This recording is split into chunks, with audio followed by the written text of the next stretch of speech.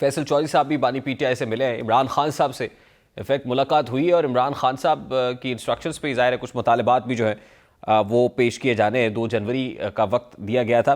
جی فیصل چودھری صاحب از back on line. Faisal صاحب میری آواز پہنچ رہی ہے آپ تک؟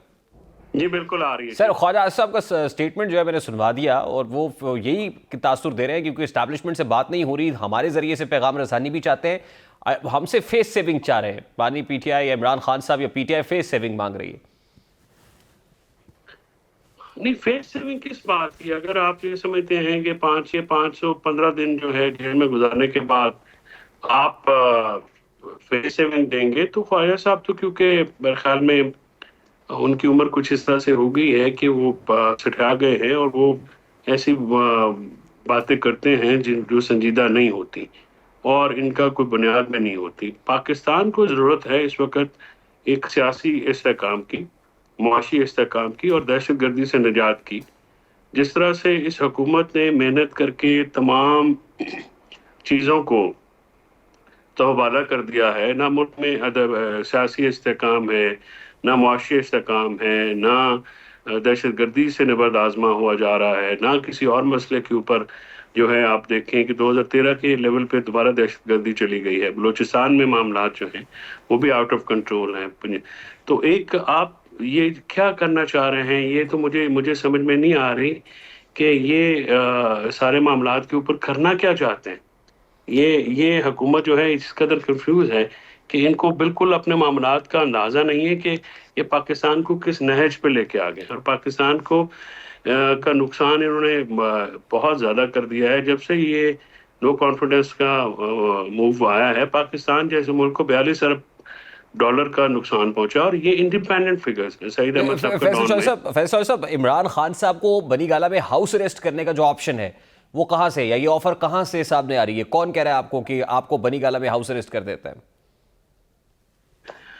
دیکھیے، بنی گالہ میں جو ہاؤس اریسٹ کی جو آفر ہے یا جو تجویز ہے، یہ تجویز ابھی اس کو کنسیڈر کرنا، یا وہ عمران خان صاحب نے ویسے ہی ریجیکٹ کر دی ہے۔ وہ چاہتے ہیں کہ ہم جب یہ کہتے ہیں کہ ہم سیاسی قیدیوں کی رہائی چاہتے ہیں تو اس سے ہماری مراد یہ ہوتی ہے کہ آپ ہمیں آئین اور قانون کے مطابق ٹریٹ کیجیے۔ جو آپ نے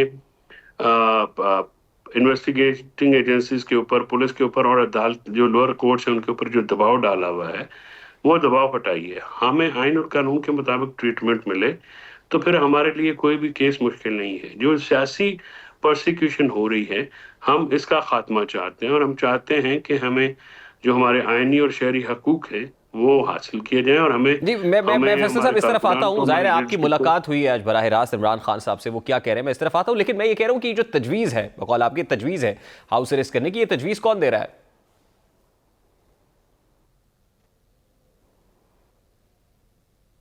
I lost your voice.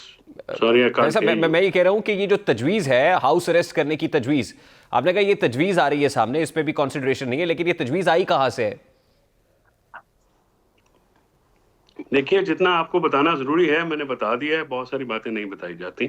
مذاکرات ہو رہے ہیں، مذاکراتی عمل میں بہت ساری چیزیں جو ہیں وہ اس طرح کی ہوتی ہیں جو کہ سامنے نہیں لائی جاتی، مناسب وقت پہ آپ کو ریویل کر دیا جائے گا۔ نہیں، لیکن آپ یہ کہہ رہے ہیں کہ آفر ٹیبل پہ موجود ہے۔ سر میں نے کہا کہ عمران خان صاحب نے یہ آفر ریجیکٹ کر دی ہے۔ اب آگے اگر کوئی سوال ہے تو پلیز اس پہ نہیں، چلیے۔ لیکن سوال تو میرا یہ تھا نا کہ آفر آ کہاں سے رہی ہے؟ حکومت کر رہی ہے، کیونکہ حکومت یہ کہہ رہی ہے نا کہ ہم سے فیس سیونگ مانگ رہے ہیں، تو یہ ظاہر ہے فیس سیونگ کا مطلب تو یہ ہے کہ عمران خان صاحب کہہ رہے ہیں کہ مجھے ہاؤس اریسٹ کر دیا جائے، نہ کہ یہ کہ حکومت کہہ رہی ہے۔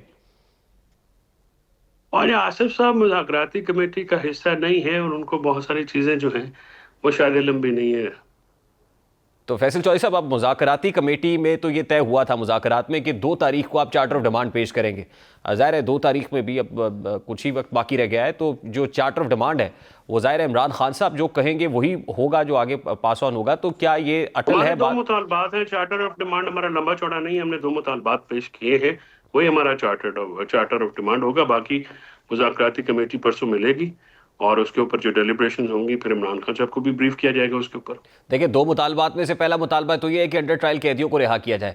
آج آپ نے جو بات کی اس میں یہ امپریشن ملا کہ پنجاب میں 94% غالباً جو لوگ ہیں وہ رہا ہو گئے ہیں، تو وہ تو they are already been released۔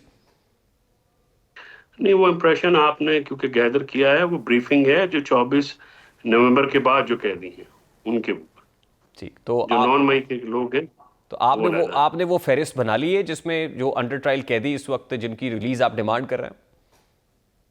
جی بالکل. I have to join another show. Sorry, I'm getting late. Please conclude. Faisal چوئی صاحب، لاسٹلی میں آئی انڈرسٹینڈ، ظاہر ہے لاسٹلی مجھے یہ بتائیے گا کہ جو مذاکرات والا عمل ہے، امپریشن تو یہی ہے کہ حکومت کی طرف سے بھی غیر سنجیدگی کا مظاہرہ کیا جا رہا ہے، پاکستان تحریک انصاف بھی غیر، تو آپ کو لگتا ہے کنکلوسیو ہو پائیں گے؟ یا عمران خان صاحب سے جو آج گفتگو ہوئی، آپ کو لگتا ہے کہ یہ نتیجہ خیز ہو پائیں گے مذاکرات؟ نہیں، حکومت کی طرف سے بھی غیر سنجیدگی کا مظاہرہ جو ہے وہ اگر کیا جائے گا تو سامنے آ جائے گا. ہم تو کبھی غیر سنجیدہ ہوتے تو پھر مذاکرات کی کمیٹی کیوں بناتے، مذاکرات کے عمل میں کیوں شامل ہوتے؟ ظاہر ہے ہم تو سنجیدگی سے مذاکرات چاہتے ہیں، اور مذاکرات کے لیے ہم نے 2 نکاتی ایجنڈا بھی دیا، مذاکراتی ٹیم بھی بنائی، تو ہم نے تو پہل کی ہر معاملے میں. اب حکومت کے کورٹ میں بال ہے، وہ دیکھیں کہ اس کو کس طرح سے کھیلتے ہیں، اور وہ اس پہ کس طرح سنجیدگی کا کوئی شخصانہ کوئی میسج آتا ہے یا کس قدر سنجیدہ ہے حکومت. ظاہر ہے نشستن گفتن برخاستن کے لیے تو مذاکرات نہیں ہوتے، مذاکرات تو سنجیدگی ایفرٹس کے لیے ہوتے ہیں. بہت بہت شکریہ، بہت شکریہ.